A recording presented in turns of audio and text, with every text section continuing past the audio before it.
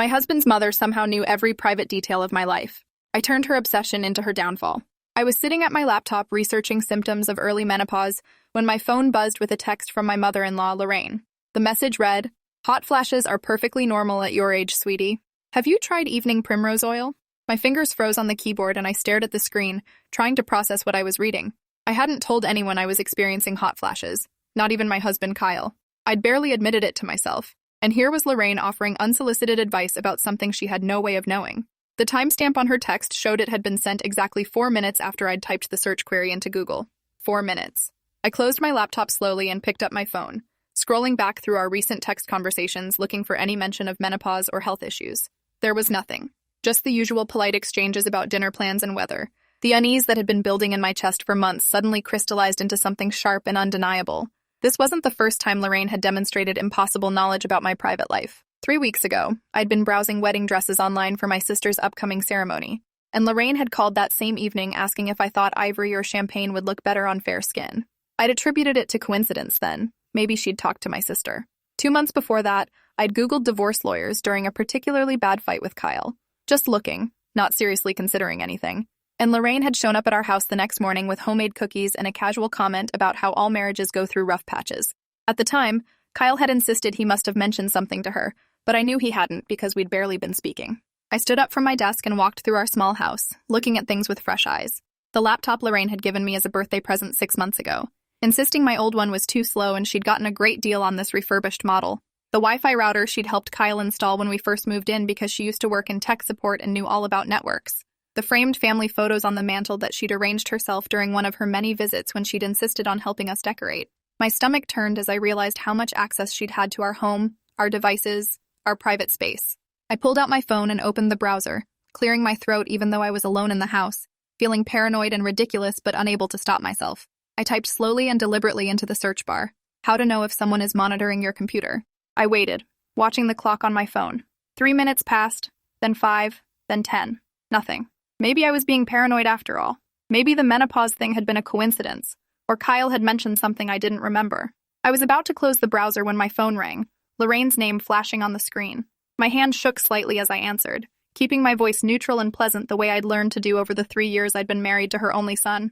She launched into a cheerful monologue about a sale at the grocery store, and did I need anything since she was going anyway, and wasn't it such beautiful weather for October?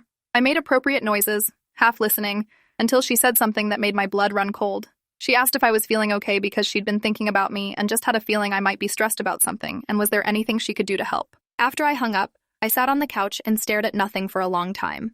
The pieces were falling into place in a pattern I didn't want to see but couldn't ignore. Lorraine always seemed to know when Kyle and I had fought, showing up with food or calling with some emergency that needed his attention. She'd known when I'd applied for a promotion at work, congratulating me before I'd even told Kyle I was going for it. She'd made a comment about my college roommate visiting before I'd confirmed the dates with anyone. Every single time I'd dismissed it as motherly intuition or coincidence or Kyle must have mentioned it, but the timing was too precise, too consistent. She wasn't guessing. She was watching. I picked up my laptop and took it to the kitchen table, opening it with hands that weren't quite steady. I wasn't particularly tech-savvy, but I knew how to Google, and I spent the next 2 hours learning about spyware, keyloggers, and remote access software. The rabbit hole went deeper than I'd imagined, with forums full of people describing exactly what I was experiencing. Someone always knowing things they shouldn't know. Private searches becoming public knowledge. The violation of having your thoughts monitored in real time.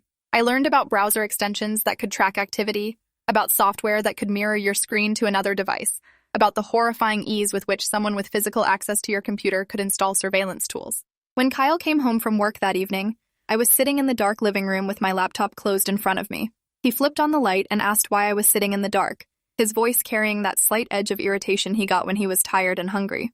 I looked at him, this man I'd married, this man whose mother had been invading my privacy for months or maybe longer, and I didn't know how to start the conversation. So instead, I asked him when was the last time his mother had used my computer. He shrugged and said he didn't know, probably when she'd set it up for me. Why did it matter? The casual dismissiveness in his tone made something inside me crack, and I told him I thought his mother was monitoring my internet activity. The fight that followed was predictable and exhausting. Immediately went defensive, saying I was being paranoid and ridiculous, that his mother would never do something like that I was being disrespectful and ungrateful.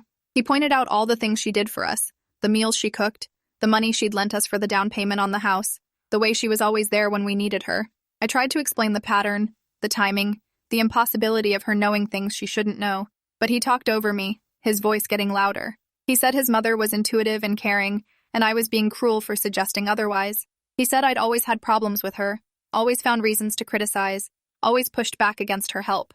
The accusation stung because it was partially true.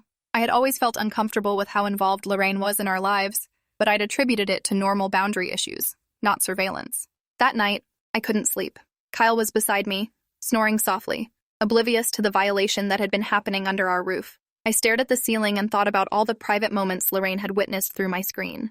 Every argument with Kyle I'd vented about in emails to my sister, every job search I'd conducted, every medical symptom I'd researched, every private thought I'd typed into search engines believing I was alone. The intimacy of it made me feel sick, like I'd been watched while undressing without knowing there was a camera in the room. But underneath the violation was anger, sharp and clarifying.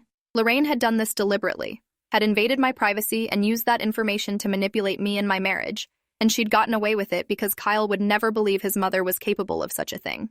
The next morning, after Kyle left for work, I called out sick and drove to a computer repair shop on the other side of town. I didn't want to go anywhere local where someone might know Lorraine, or mention to someone who might mention to her that I was asking about spyware. The technician was a guy in his 20s with dyed black hair and multiple piercings, who looked bored until I explained what I needed. His expression shifted to something like professional interest mixed with disgust as I described the pattern of someone knowing my private searches. He said he'd seen this before, usually in divorce cases or obsessive ex-partners, and he could do a full diagnostic to check for monitoring software. I left the laptop with him and drove home, feeling exposed without it, like I'd left a piece of myself in a stranger's hands. 2 days later, the technician called and asked me to come in.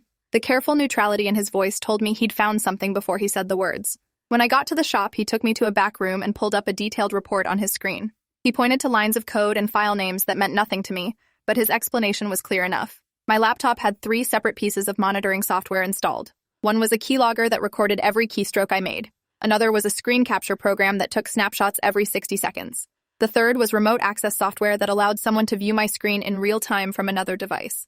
All 3 had been installed on the same day, the day Lorraine had given me the laptop as a birthday present. I asked if he could tell what information had been accessed, and he pulled up logs that made my stomach churn. Months of data showing every website I'd visited, every search query I'd typed, every password I'd entered, every private email I'd written.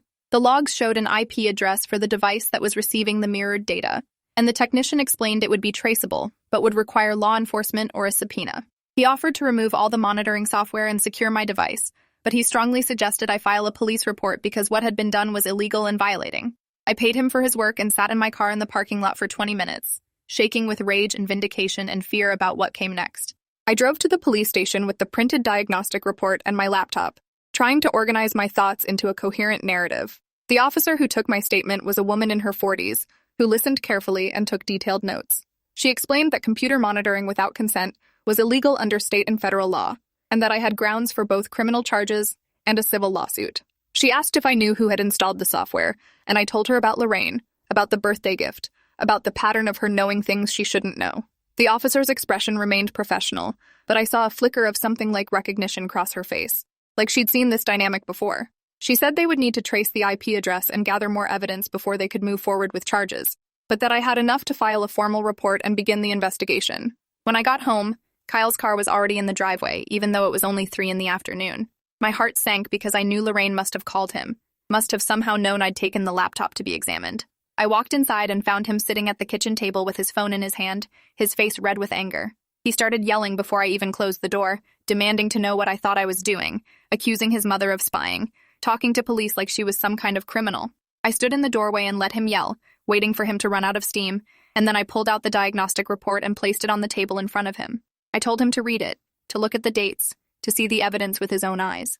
Kyle picked up the papers, his hands shaking, and I watched his face as he read through the technical details. The anger drained away slowly, replaced by confusion, then denial, then something that might have been the beginning of understanding. He said there must be a mistake, that maybe the laptop had come with this software pre-installed, that it couldn't possibly be his mother who had done this. I asked him how a refurbished laptop would come with software that transmitted data to his mother's IP address. He didn't have an answer for that. He set the papers down and put his head in his hands, and I felt a complicated mix of sympathy and frustration for this man who was finally confronting the reality of who his mother was. That evening, Lorraine called Kyle's phone 6 times. He didn't answer.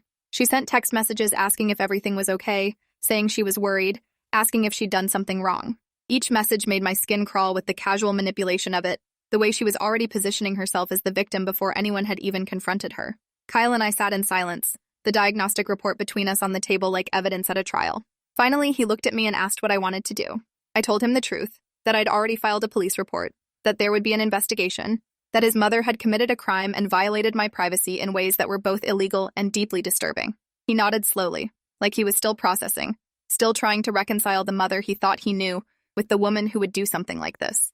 Over the next few days, the police investigation moved forward. They traced the IP address and confirmed it belonged to Lorraine's home internet connection. They requested access to her devices, and she initially refused, claiming confusion and insisting she didn't know anything about monitoring software. But when they explained they could obtain a warrant, she agreed to let them examine her computer voluntarily. What they found was worse than I'd imagined. She had months of screenshots saved in organized folders, labeled with dates and categories. Folders for my work emails, my personal correspondence, my internet searches, my shopping history. She'd been watching me obsessively, documenting my life in exhaustive detail, and using that information to insert herself into my marriage under the guise of being helpful and intuitive. The prosecutor assigned to the case called me to discuss whether I wanted to press charges. She explained that computer monitoring without consent carried serious penalties, including potential jail time and heavy fines, but that prosecuting a family member would be emotionally difficult and might destroy my marriage. I asked if there were other options, and she mentioned that sometimes in cases like this, the defendant would agree to a plea deal involving counseling, restitution, and a restraining order rather than going to trial. I told her I wanted to think about it, to talk to Kyle, to figure out what outcome would actually give me back the sense of safety and privacy that Lorraine had stolen. That night, I did something I'd been planning since I first discovered the monitoring software. I opened my laptop, the one that was now clean and secure, and I started a document. I began typing a detailed account of everything Lorraine had done, every incident where she'd demonstrated impossible knowledge, every boundary she'd crossed, every manipulation she'd attempted. But I also started typing something else, something I knew she couldn't see but I pretended she could. I wrote about feeling isolated and alone, about considering leaving Kyle, about looking at apartments and jobs in other cities.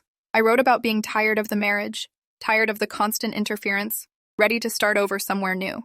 I saved the document with an innocuous name and left it on my desktop, and then I waited to see what would happen. The next morning, Kyle's phone rang at 6 a.m. It was Lorraine, hysterical, begging to talk to both of us immediately.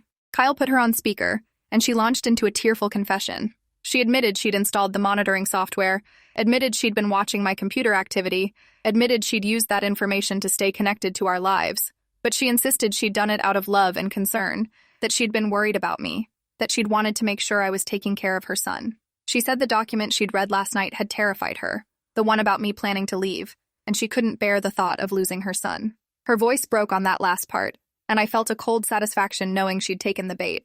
I let her finish her tearful explanation, and then I told her there was no document about leaving Kyle, that I'd written it specifically to see if she was still monitoring me despite the police investigation. The silence on the other end of the line was absolute. Kyle stared at me with wide eyes, finally understanding the depth of both his mother's obsession and my strategic thinking. I explained that I'd had my laptop examined and cleaned by a professional, that all the monitoring software had been removed, that there was no way she could have seen that document unless she'd somehow gained access to my computer again. Lorraine started to stammer something about a misunderstanding, about maybe she'd dreamed it, but her initial certainty betrayed her. She'd seen the document. She'd been monitoring me even after being caught. Kyle hung up on his mother mid-sentence, something I'd never seen him do. He looked at me with an expression I couldn't quite read, somewhere between admiration and horror, and he asked how long I'd been planning that. I told him since the day I found out what she'd done, that I'd needed to know if she would stop, or if the obsession ran deeper than we'd thought. He asked what I wanted to do now, and I said I wanted to press full charges. I wanted a restraining order. I wanted her to face real consequences for what she'd done, not just to me, but to our marriage, and his ability to trust his own mother. He nodded and said he would support whatever I decided, that he was done defending her, that he finally saw her for what she was. The prosecutor was pleased when I called her back and said I wanted to move forward with charges. She explained that Lorraine's admission on the phone call, especially about seeing a document she shouldn't have had access to, significantly strengthened the case. I asked if Kyle and I could testify about that conversation, and she said absolutely, that it demonstrated ongoing surveillance even after being confronted. The preliminary hearing was scheduled for 3 weeks away, and I spent that time documenting everything I could remember about Lorraine's boundary violations over the years. Every time she'd shown up unannounced, every time she'd known something she shouldn't, every time she'd inserted herself into our marriage under the pretense of being helpful. Kyle started therapy during those weeks, working with a counselor who specialized in enmeshed family relationships. He came home from sessions looking exhausted, but also somehow lighter, like he was finally allowed to acknowledge feelings he'd been suppressing his entire life. He told me about growing up with Lorraine as a single mother after his father left, about how she'd made him her emotional support and primary relationship, about how she'd sabotaged his previous relationships with women she deemed unsuitable. He said he'd always known on some level that her involvement in our marriage was unhealthy, but he'd been unable to see it clearly because confronting it would mean confronting his entire childhood. I held him while he cried about the mother he'd thought he had versus the mother he was learning she actually was. Lorraine tried to contact us multiple times during those weeks, leaving voicemails that cycled between apologetic and accusatory. She said she was sorry, but also that we were overreacting, that she'd made a mistake, but also that I was trying to destroy their family, that she just wanted to help, but also that I'd never appreciated anything she did. The contradictions revealed the manipulation clearly now that I knew what to look for. Kyle listened to one voicemail and then blocked her number, something that seemed to cause him physical pain but that he did anyway. He told me he needed space from her to figure out who he was separate from her expectations and control, and that he was grateful I'd been strong enough to force the issue even when he'd fought against it. The preliminary hearing was brief but satisfying. Lorraine showed up with a lawyer who tried to paint her actions as a misunderstanding, as concern for her son's well-being, as the behavior of a worried mother who'd made poor choices but hadn't meant any harm. The prosecutor presented the evidence methodically. The diagnostic report showing 3 types of monitoring software, the logs showing months of surveillance, the organized folders of screenshots on Lorraine's computer, the phone call where she'd revealed knowledge of a document she shouldn't have been able to access. The judge listened carefully, and then stated that the evidence clearly showed intentional and ongoing invasion of privacy, that the behavior met threshold for criminal charges, and that the case would proceed to trial. Lorraine's lawyer approached me in the hallway after the hearing and asked if we could discuss a potential plea deal. I said I'd listen but made no promises. He explained that Lorraine was willing to plead guilty to 1 count of computer monitoring in exchange for probation, mandatory counseling, and a 5-year restraining order that would prevent her from contacting me or Kyle directly.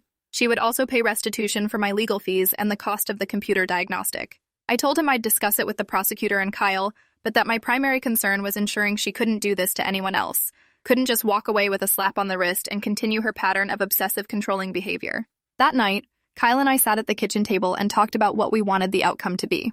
He admitted he didn't want to see his mother go to jail, that despite everything she'd done, the thought of her in prison made him feel sick. But he also said he needed her out of our lives completely for a substantial period of time, that he needed space to heal and rebuild our marriage without her interference. I told him I understood, but that I also wanted her to face real consequences, not just counseling she could lie her way through. We decided we'd accept the plea deal if it included monitored probation, where she'd have to regularly report to an officer and prove she was attending counseling and staying away from us. The prosecutor agreed that was reasonable and presented the amended deal to Lorraine's lawyer. The plea hearing was more emotional than I'd expected. Lorraine had to stand before the judge and admit what she'd done, had to say out loud that she'd installed monitoring software on my computer without my knowledge or consent, that she'd used that access to surveil my private life for months, that she'd violated my privacy and my trust. Her voice shook as she spoke, and she couldn't look at Kyle or me. The judge accepted the plea and imposed the sentence. 3 years of monitored probation, mandatory weekly counseling with a therapist specializing in obsessive and controlling behaviors, 500 hours of community service, restitution of $7,000 for my legal fees and damages, and a 5-year restraining order prohibiting any direct or indirect contact with me or Kyle. Walking out of the courthouse, I felt something I hadn't felt in months, maybe years. Safety. The knowledge that Lorraine couldn't just show up at our house, couldn't call Kyle whenever she wanted, couldn't insert herself into our lives under the guise of being helpful. The restraining order meant she'd face immediate arrest if she violated the terms, which carried more weight than any promise or apology ever could. Kyle held my hand as we walked to the car, and he thanked me for being strong enough to push for this when he hadn't been able to see clearly. I told him we'd both been victims of her manipulation, just in different ways, and that the important thing was we were moving forward together. Over the following months, Kyle and I started rebuilding our marriage with the kind of privacy and autonomy we'd never really had. We changed all our passwords, secured our devices, and set firm boundaries about who had access to our home and our lives. Kyle continued therapy and started setting boundaries with other family members who wanted to know why Lorraine was no longer in the picture, telling them it was a private matter and he wasn't comfortable discussing it. Some people were understanding and some weren't, but Kyle learned to be okay with that, learned that protecting our marriage was more important than managing other people's opinions about his mother. I went back to the computer repair shop to thank the technician who'd first documented the monitoring software. He seemed genuinely pleased that the case had resulted in consequences for Lorraine, and he told me he'd testified in similar cases where the evidence he'd gathered had helped victims prove what was being done to them. He said a lot of people never report this kind of violation because it happens within families and they're afraid of the fallout, but that every person who stands up and demands accountability makes it easier for the next person. I left his shop feeling validated, feeling like what I'd done mattered not just for me, but for anyone else who might be experiencing the same kind of obsessive surveillance. One evening, about 6 months after the plea hearing, Kyle's sister called. She'd been distant since Lorraine's criminal case became public, clearly uncomfortable with the family drama and unsure how to navigate the situation. But now she was calling to tell us something that made my blood run cold. She'd been visiting their mother's house to help her prepare for a probation check, and she'd found a second computer in the spare bedroom, one Lorraine had hidden in a closet. On that computer were files dated from just 2 weeks ago, screenshots that appeared to be from social media accounts, notes about Kyle's work schedule and our home address. Lorraine was still monitoring us, or trying to, even under the terms of her probation. We reported the violation to Lorraine's probation officer immediately, providing the information Kyle's sister had given us. The probation officer conducted a surprise visit to Lorraine's house and found the computer exactly where she'd described, with evidence of ongoing attempts to track our lives through social media and public records. The violation was clear and substantial, and the prosecutor filed a motion to revoke Lorraine's probation and impose the original jail sentence that had been suspended as part of the plea deal. Lorraine tried to argue that she wasn't directly contacting us and therefore wasn't violating the restraining order, but the judge disagreed, stating that monitoring someone's life through surveillance, even without direct contact, was exactly the kind of obsessive behavior the probation was meant to address. The hearing to revoke probation was quick and decisive. The judge reviewed the evidence of the hidden computer, the recent files, the clear pattern of continuing the behavior that had led to the criminal charges in the first place.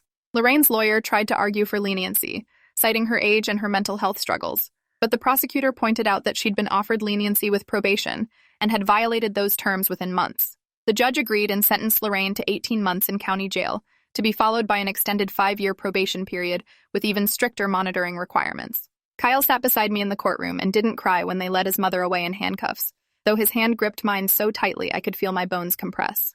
In the parking lot after the hearing, Kyle's sister approached us. She apologized for not believing me earlier, for thinking I was overreacting or trying to cause problems. She said finding that hidden computer had opened her eyes to how deep their mother's obsession ran, how much she'd been lying to everyone, including herself, about having stopped the surveillance.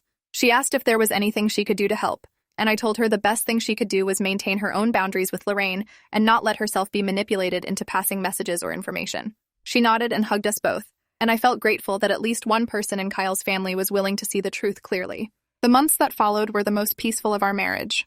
Without Lorraine's constant interference and surveillance, Kyle and I discovered who we were as a couple separate from her influence.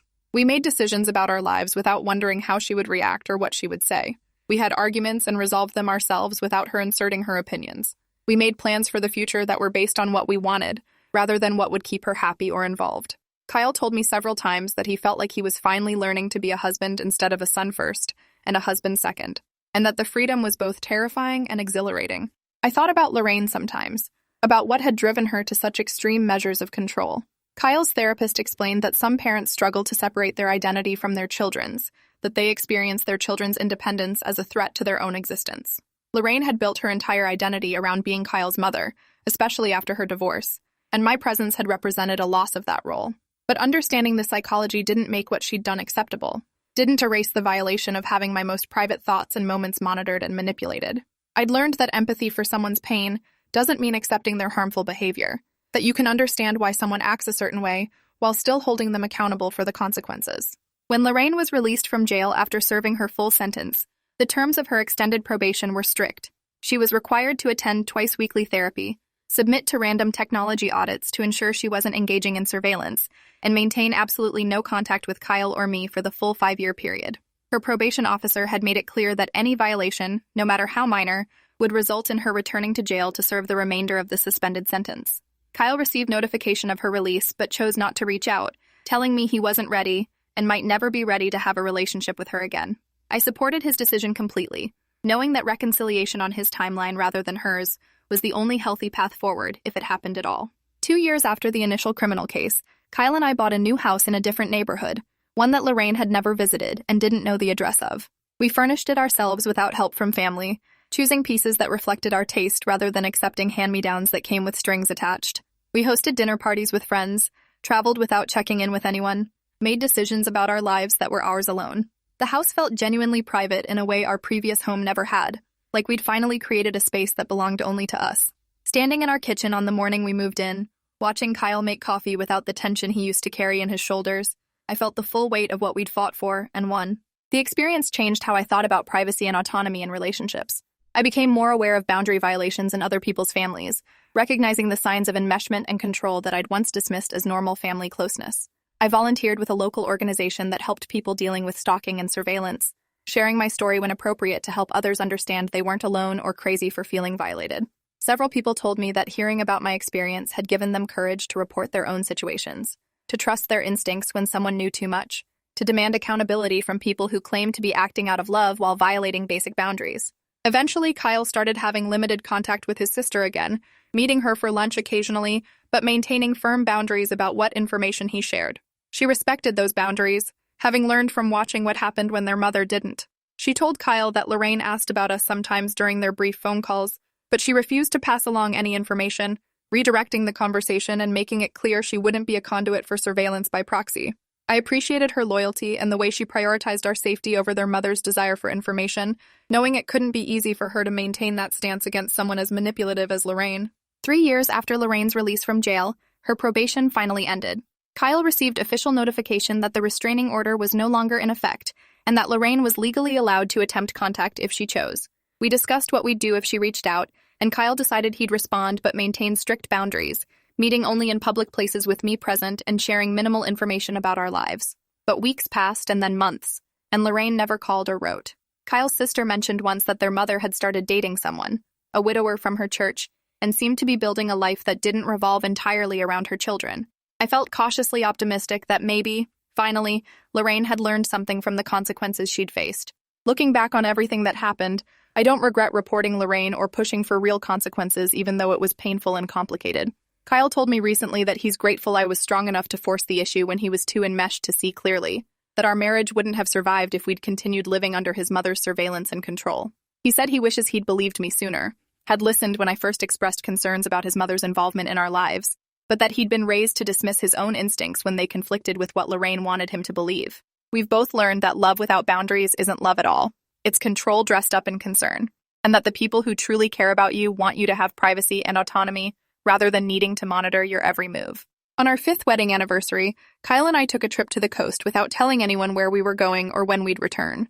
We spent 3 days walking on the beach, eating at small restaurants, talking about our future without the shadow of surveillance hanging over us. On the last night, Kyle told me he'd been thinking about everything we'd been through, and that he wanted to thank me for refusing to accept his mother's behavior as normal or acceptable. He said I'd saved him from a lifetime of enmeshment and control, even though he'd fought against that salvation at first. I told him we'd saved each other, that his willingness to choose our marriage over his mother's manipulation had been just as important as my insistence on accountability. We sat on the beach watching the sunset, 2 people who'd learned the hard way that privacy isn't just a luxury, but a fundamental right, and that protecting it sometimes means fighting the people who claim to love you most.